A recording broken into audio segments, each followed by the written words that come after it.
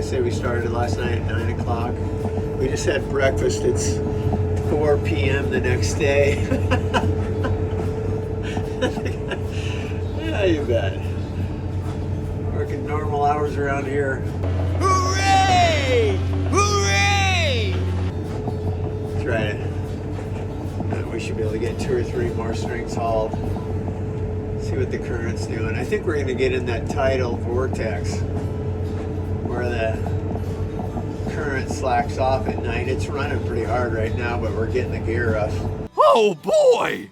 They're going to love me if the current slacks tonight. And I go, well, you know, it's slack right now. It's going to be really running tomorrow. We better keep hauling. They're going to just look at me and shake their head like, whatever, dude.